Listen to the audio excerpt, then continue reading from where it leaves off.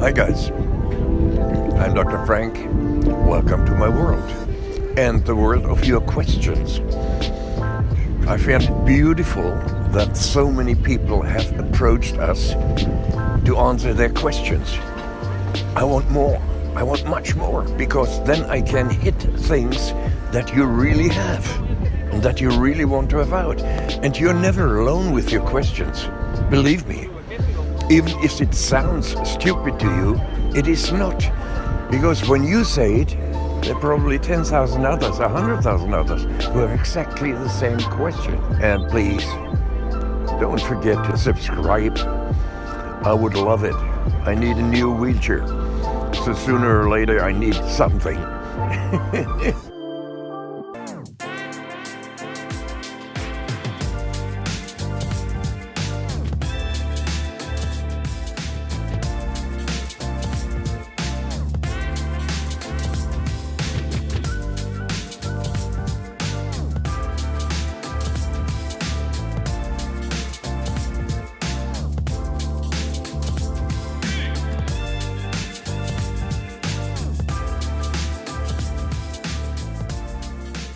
Well, what can he do? First of all, we are either black or white. That doesn't mean the color of the skin. It simply means that we're either positive or negative, or we are never in the gray zone, hardly ever in the gray zone. Until you grow a little bit older, like me, then you hear the black and the white in your head, but you pretend only using the gray. So it's pretending very much, or also thinking about it. Really thinking very hard that, I think black or I think white, but what might the reality be behind it? So it's very much where you are, where you have to use your mind. What you write about, that you do meditation, is very good if you can concentrate on it. Why don't you do it like I do? I made the dream walk, and the dream walk is where I start at one end, then I walk where it suits me, till I come to a house where I have different rooms and they all have a certain function.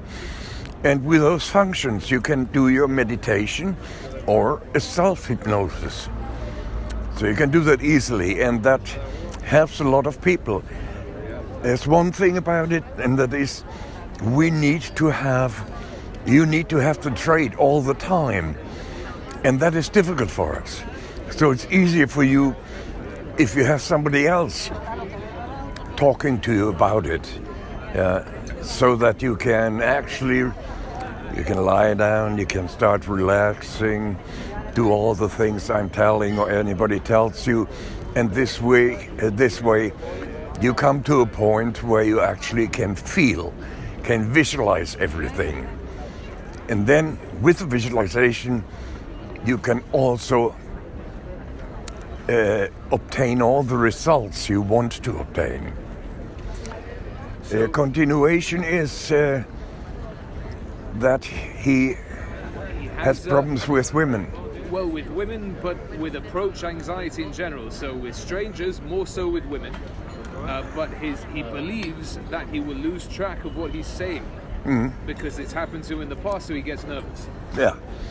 Why don't you just pretend having lost it and saying, "Hi guys, I'm ADHD. You got to help me when I lose my track." And then smile a little bit. That's what I do. Even when I had classes of 1,000 young people around me, I would tell them right from the beginning, "Hi guys, I'm ADHD. So whenever you ask me questions and I get lost, just help me on my way." Nobody ever reacted bad in this. Never. And there was always somebody who directly took up his hand and said, "Hi, you said that and that and that." Yeah, great, fantastic. Don't feel ashamed, because forgetting is not criminal. Doesn't make you a bad person. But there's one thing, don't forget about it. Many or most of us do have a feeling of inferiority. Many times because our life has been filled with a lot of failures, and where we have been criticized, where people laughed at us when we were kids, and so on. And this is stuck in many of us, so that even when you haven't done anything wrong, you still have the thoughts about what had happened deep in the back of your mind as a trigger to your own anxiety. And that, of course, can be taken away either with hypnosis or with just a normal therapy. That's not a big problem. You just have to acknowledge the fact for you, it's not you today. It's you as a child who had all those feelings, and they follow you. What you have to learn is, I talk to you, and I'm going to be straight. If I lose, I tell you, and just what were we talking about? And you will tell me immediately. And this is the way that if everybody can handle his own forgetfulness. So don't worry about the things. Right. And women, I think you don't need to be ADHD. There's a hell of a lot of men who are scared of approaching a woman, scared of getting a no from them. Like you go to their table and you're standing and wondering, what the hell shall I say now? And then you ask, do you want to dance? Yeah. What the hell if she says no? Then you have to go back all the way and everybody's staring at you. All the thoughts are in our minds because we are very obsessive. We're very obsessed with the thought of being perfect. And we are not. And every time we find out that we are not perfect, it again sticks us and hits us and shit, we're not good enough. But believe me one thing, as long as you're honest, you're always good enough. You're always good enough. Just don't be afraid of admitting your weaknesses. If she is the right one, she will find out about it very quick. So, why not telling her from the beginning? I think that's always a fair thing. I've always done it. And to be honest, I've never had a problem with finding a woman. So it's the idea of not hiding your thoughts. Yes. It's the fear also of people judging you. Yeah. And that fear dominates us. While we actually should do something completely different, we are in our minds into failing. And look here, the majority of us are more intelligent than the rest of the world. Sounds very stupid, but it actually is that we can use our brain excellently once we find how to handle it. There is nobody is laughing at you, nobody is doing anything if you say, I'm ADHD. Yes, da. That's it. I mean, it's not as bad as having a hernia on your feet or anywhere else. So you just be yourself.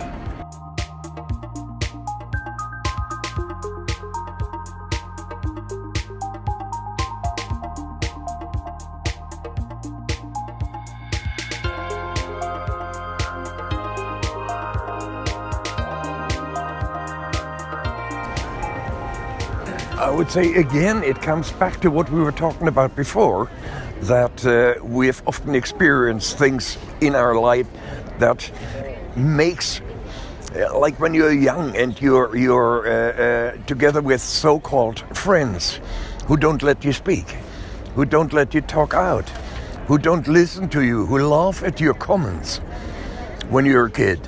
That grows with you. And when you're an adult and you want to talk to people, you're always expecting them to laugh their heads off. Or to make mistakes because you made them because nobody wanted to listen to you.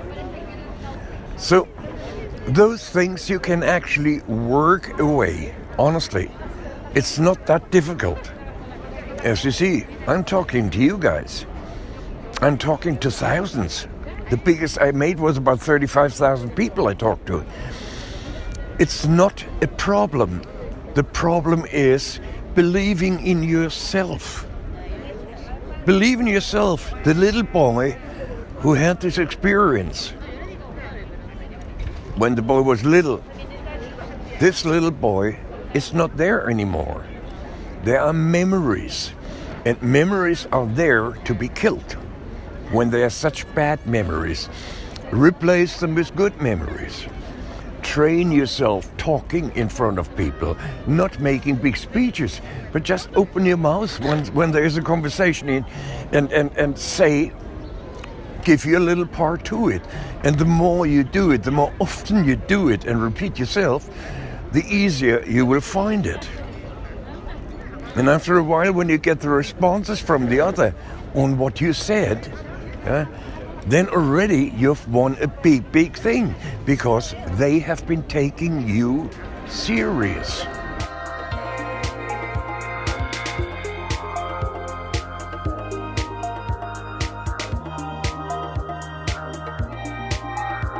That's a very good one, because I've been experiencing that a couple of times, and I just wonder, would they have come to us if they would have been strong already?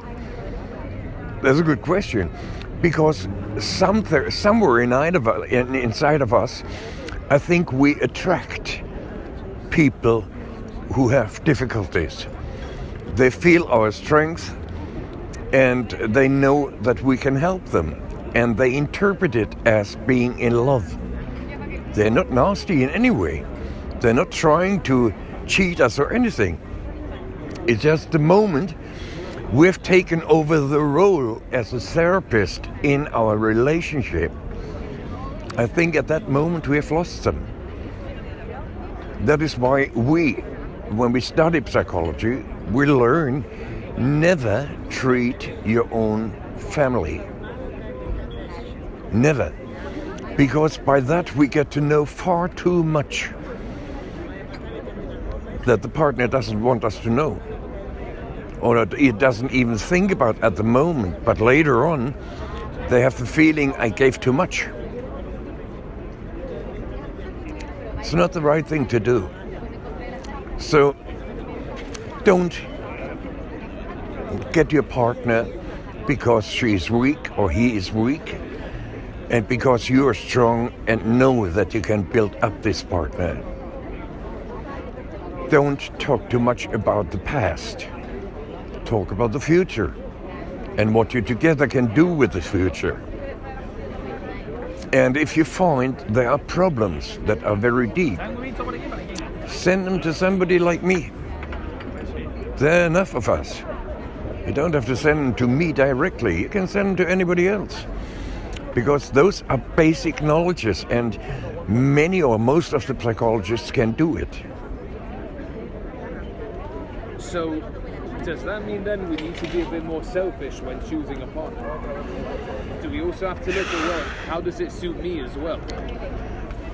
Yeah, but when you find a partner and you fall in love with this partner, then you don't think like that. You never do. You just simply fall in love and want nothing else but being together with this partner. And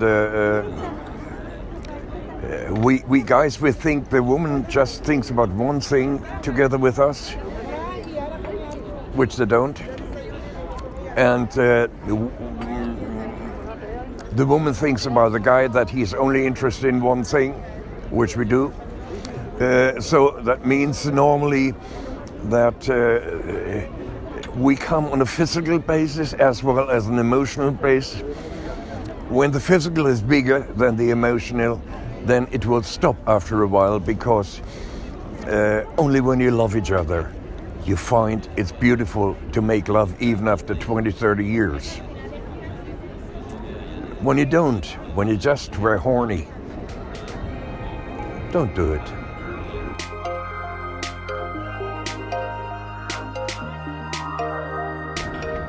Okay, there are many answers to that, obviously. And now the right answer would be, and I don't know anything about it. No, that's wrong. No, it's just simply you have somebody who's trying to succeed. You have to give this person a good feedback. You want to help them? Tell them if something is wrong. Tell them how you would have done it in the same situation. Yeah, just discuss with them and show them that you take them serious, which is tremendously important. But also be always honest. Don't lie to make something beautiful, because they find out about it, and they'll be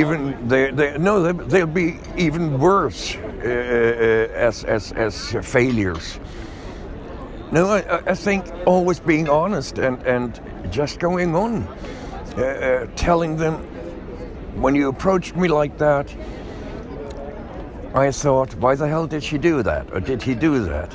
I would have done it this way and that way, and so on and so on. So give your honest opinion. And also reassure this other person, you got a problem? Call me. I'll try to help you as much as I can. Maybe also if this person needs some special education in order to get where she wants to go. Don't forget, everything you do is based on your upbringing. It's based on the social structure you have had inside of you and still have. So that not always is your answer the right one. You have to talk to other people and they will tell you, look here, this here doesn't fit any longer with what is okay or not. So you have to have honest people around you who are telling you honestly what is right and what is wrong. And also who will tell you when they don't know it.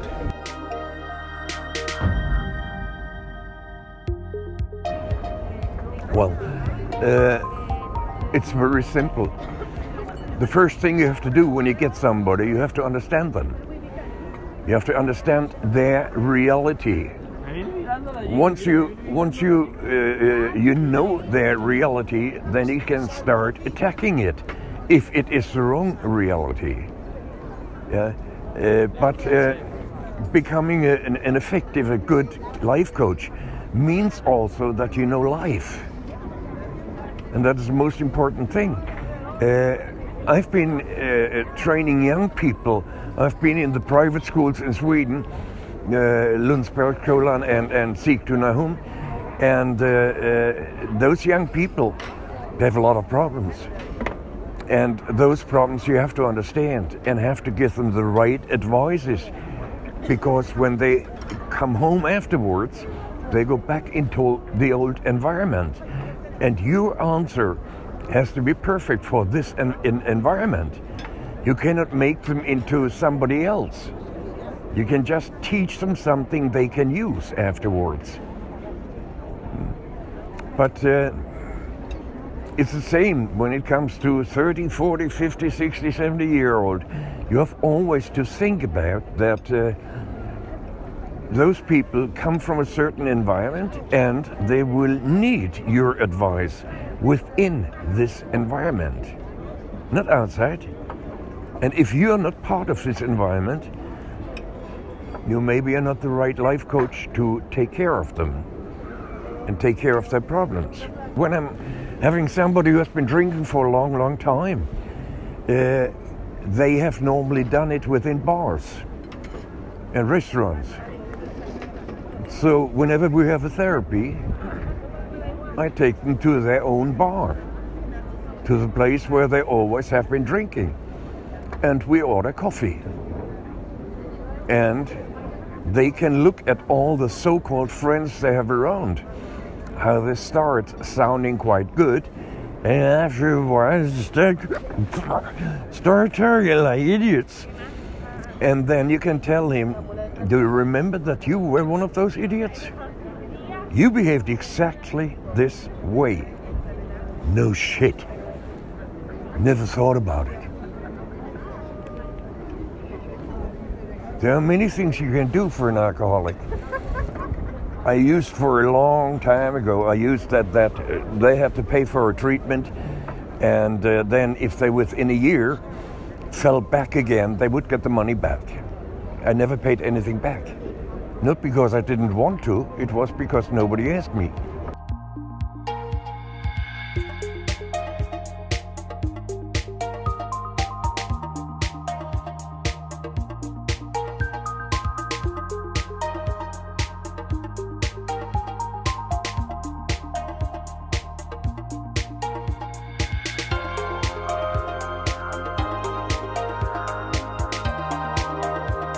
It won't ruin your academic career if you are realistic with the career. I think what maybe is happening with you is that you have focused on this ideal person so much that you try to copy her, that you try to do all this stuff that she does. And don't forget, there are people who are writing her manuscript. And those people, they are very intelligent, so they tell her, when this question comes, you answer that, and so on and so on. So you look at that person, and this person is so intelligent and can solve so many problems and so on. And you find that even with the studies you have started, you can't.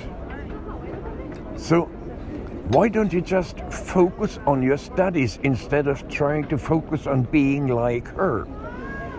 Once your studies are finished, then you can start thinking about how much am I like her, and do I actually want to be like her?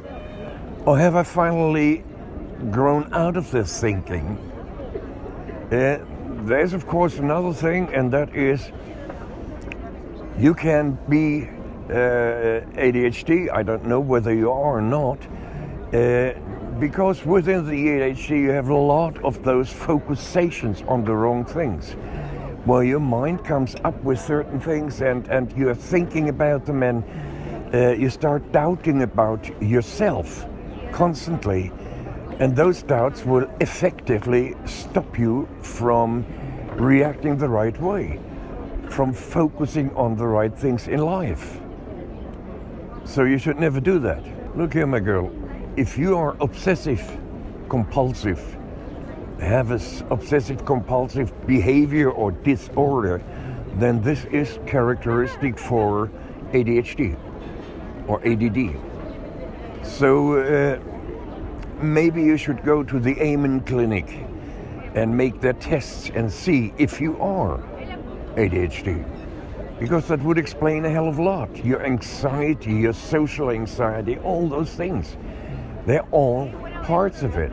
I can actually read a little bit of what we have.